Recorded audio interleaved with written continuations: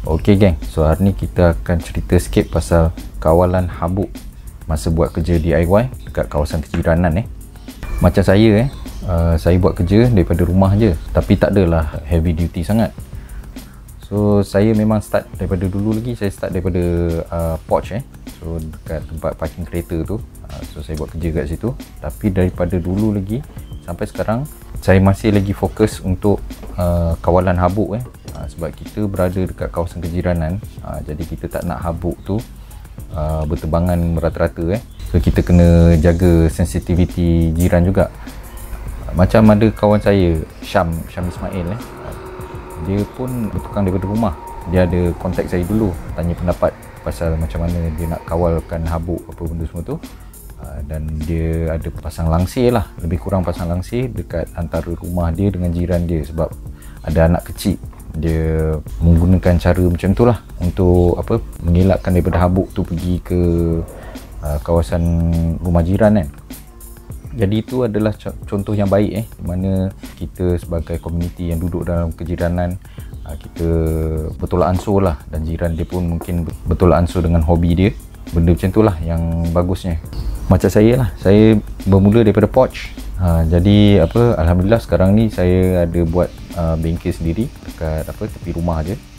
Jadi saya buat kerja daripada dalam ni lah. Tapi itu tak bermakna saya tak peduli lagi pasal habuk. Saya masih lagi menitik beratkan cara untuk kita collect habuk tu dengan lebih efisien, supaya kita tak perlu nak berkemas sangat dan tidak mengganggu kejiranan. Habuk kayu semua ni dia datang daripada aktiviti memotong kayu, sanding itulah yang debu-debu halus tu. Itu yang perlu disettlekan daripada awal lah, dan mengetam lah. Kalau ketam ni lagi banyak habuk dia, lagi besar-besar. Tapi bila sanding ni, debu dia tu dia lebih halus, dia lagi senang untuk airborne, dia lagi senang untuk terbang. Dia takut mengganggu jiran-jiran. Jadi berdasarkan pengalaman saya lah, lebih baik kita settlekan daripada punca. Jadi bila kita sanding tu, make sure kita pakai sander yang ada kemampuan untuk collect dust. Macam saya pakai belt sander, ada tank sander tu, dan saya punya random orbiter sander pun menggunakan dust bag juga.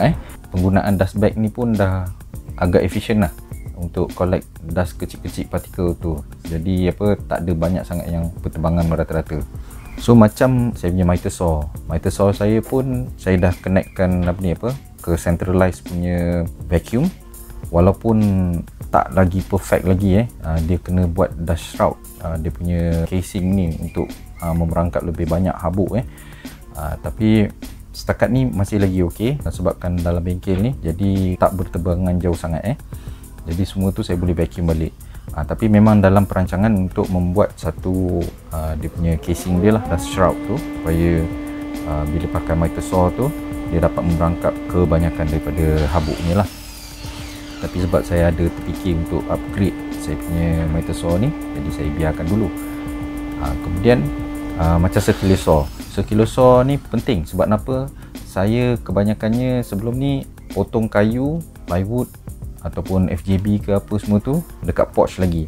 Sebab bengkel saya kecil, benda tu sangat penting bagi saya, supaya habuk tu tak berterbangan.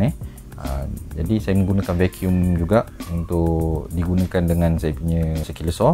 Table saw saya pun mempunyai hose yang connect direct kepada vacuum saya, supaya habuk dia dapat disedut dan tidak berterbangan lah sana sini. Itu adalah contoh-contoh tools yang saya dah connectkan dengan dust collector. Tapi ada banyak lagi, even ada hose yang kosong saja, supaya saya dapat collect habuk tu masa mesin sedang berjalan. So saya menggunakan 3 jenis vacuum.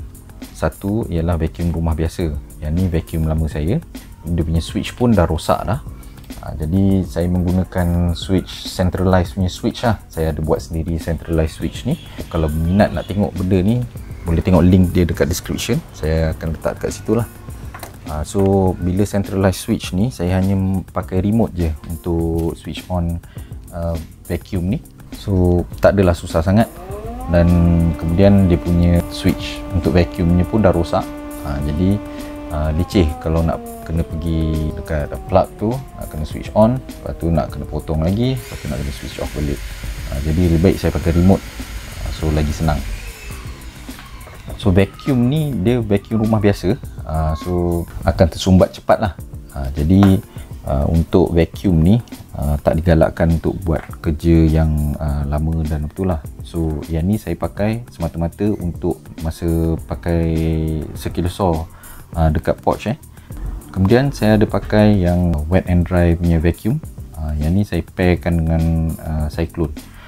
So untuk orang yang DIY dekat rumah ataupun dekat bengkel ke mana ke, memang saya highly suggest pakai benda ni. So kalau pakai Cyclone ni kan, sedikit sebanyak dapat mengurangkan maintenance kepada vacuum tu. Siapa yang tahu tu memang tahulah, bila kita guna vacuum ni sahaja tanpa Cyclone ni, nanti bila dia dah start tersumbat tu, walaupun kita dah cuci dia akan tersumbat, walaupun dah cuci dia akan sumbat lagi, dia akan sumbat lagi, dia akan sumbat lagi. So benda tu memang buat bakar darah lah benda ni. Jadi baik pakai Cyclone ni daripada awal. Yang setup saya ni, saya pakai dah Cyclone, kemudian saya pakai dengan tong biru 28 liter ke 30 liter macam itulah. Saya ada beli dua semata-mata supaya senang nanti bila katakanlah dah penuh, saya terus tukarkan saja tong dia. Sebabkan tutup dia sama, jadi saya boleh tukar saja tong dia dan mengekalkan dia punya tutup dia. Jadi pada saya benda ni efisien lah, senang lah. Jadi bila kita dah penuh tu, sebab kenapa? Bila dah penuh tu nanti dia akan sedut yang daripada dalam tong biru ni masuk ke vacuum juga. Jadi nanti vacuum akan tersumbat juga. Jadi masih lagi perlu ada maintenance, tapi jauh lebih cepat, boleh tahan lebih lama lah. So yang ni pun saya akan sambungkan dengan saya punya auto switch tu. Jadi menggunakan remote daripada central bengkel saya boleh switch on ataupun off. Tujuan utama vacuum ni adalah actually-nya untuk kegunaan dalam bengkel yang general lah. Jadi kalau saya pakai circular saw dalam bengkel, saya akan pakai benda ni.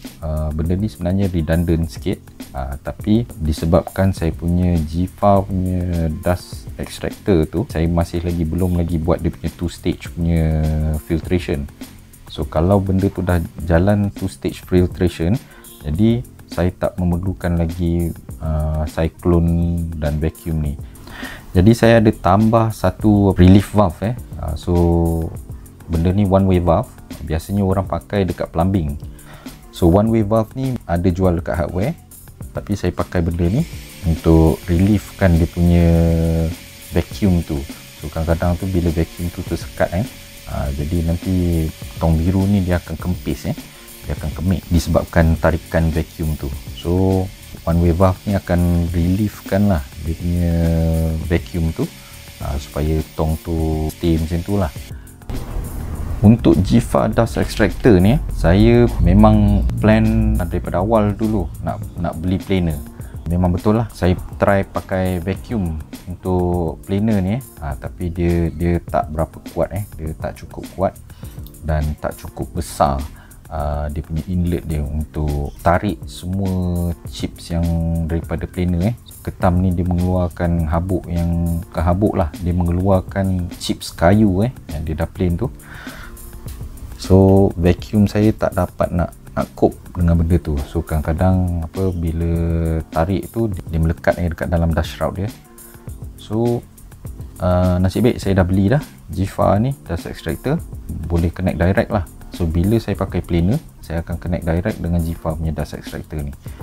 Bila tak pakai dengan planer, saya akan connectkan dia dengan PVC pipe ni dan dia pergi ke junction box lah. So daripada junction box ni saya boleh pilih antara mana mesin yang nak berjalan masa tu. Jadi saya tak perlu lagi nak cabut dan pasang hose tu pada tools mana yang saya nak pakai. Lebih menyenangkan lah. So prinsip saya, kalau benda tu senang, kita akan pakai. Jadi itu sebab saya make it a point untuk menyenangkan cara untuk dust collection saya, supaya saya akan sentiasa pakai dan kurang mengemas bengkel. Jika kita kawal habuk tu daripada punca, automatically pengawalan habuk tu akan jadi mudah. Kalau kita boleh sapu lepas tu, okey. Tapi kalau yang dah berterbangan ke rumah jiran, Kat situlah yang kita kena jaga sikit bila kita bertukang di dalam komuniti kejiranan. Satu lagi tips bila kita bertukang dalam kejiranan, kalau kita katakanlah ada blower, kena bersihkan kawasan, terutama sekali kalau kawasan bengkel kita, kalau apa, tunggu semasa hari hujan. So bila hari hujan, baru kita tembak semua habuk keluar daripada bengkel supaya habuk tu tak berterbangan jauh. Okey, setakat ini saja perkongsian saya kali ni. So lepas ni saya ada nak buat shop tour. Jadi siapa yang nak tengok macam mana saya set up bengkel saya, boleh like dan subscribe video ni. Nanti lain kali kita akan buat video yang shop tour tu lah. Okey, kita jumpa lain kali. Okey, bye.